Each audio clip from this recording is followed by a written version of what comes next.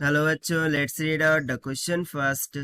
Two disks rotating about their respective axes of rotation with angular speed 2 radian per second and 5 radian per second are brought into contact such that their axes of rotation coincide. दो disc है, ठीक है, वो उनके axis के around rotate हो रही थी। उनकी उनकी खुद की जो एंगुलर वेलोसिटी थी उसके साथ एक रोटेट हो रही थी 2 रेडियन पर सेकंड से, दूसरी 5 रेडियन पर सेकंड से। अब क्या हुआ कि उनके एक्सिस कोइंसाइड हो गए। So now the angular speed of the system becomes 4 radian per second. सो उस टाइम पर एंगुलर स्पीड क्या हो जाती है 4 radian per second. So if the moment of inertia of the second disc वो 1 इंटू 10⁻³ kg मीटर स्क्वायर हो, so then the moment of inertia of the first disk in kg meter square is, so यहाँ पर second के लिए moment of inertia दे दिया है। So first disc के लिए मोमेंट ऑफ इनर्शिया क्या होगा वो कैलकुलेट करना है। तो चलिए स्टार्ट करते हैं हम की कॉन्सेप्ट से which we are going to use here for this question. So basically यदि यहाँ पर मैं बात करूँ एंगुलर मोमेंटम की, राइट, सो एंगुलर मोमेंटम क्या होता है, L is equals to I into omega.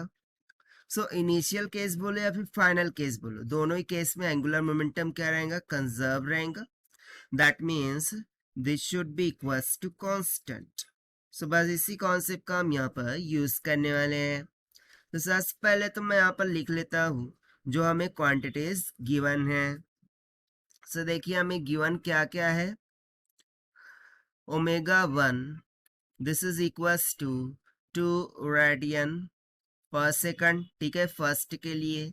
Second के लिए ओमेगा 2 5 रेडियन पर सेकंड।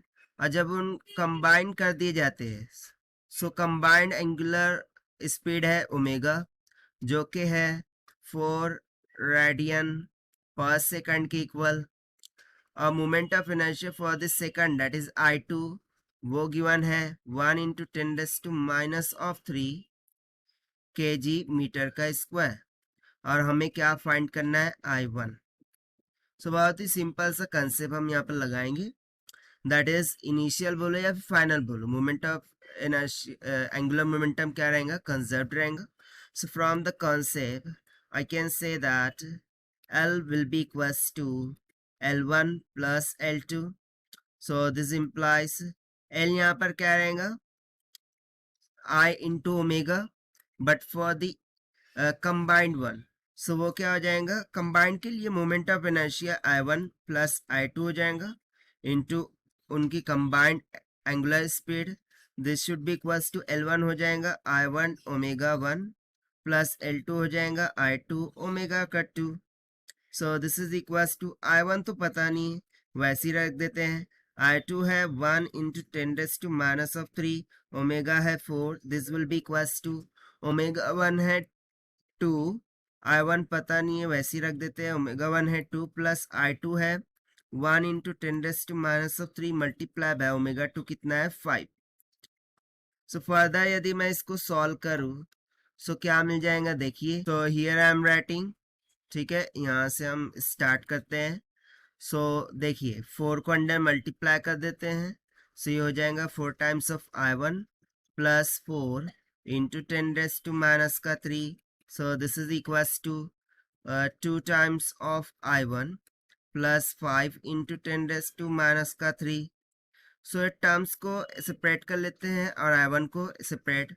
सो यहाँ पर हो जाएगा 4I1 minus of 2I1, this is equals to 5 minus 4 into 10⁻³ से यहाँ सिंपली कितना हो गया, twice of I1 is equals to 1 into 10⁻³। So I1 will be equals to 1 by 2 into 10⁻³. So I1 will becomes out 0.5 into 10⁻³ kg metre square. और यही हो जाएगा हमारा final answer for this question जो कि हमसे पूछा गया था। And this we have found by using the conceptual formula of angular momentum से, और you can say by using the concept of conservation of momentum से. Now if we try to match with the option, so option D will become correct. So this is the required solution. I hope you understood well. Best of luck. Thank you.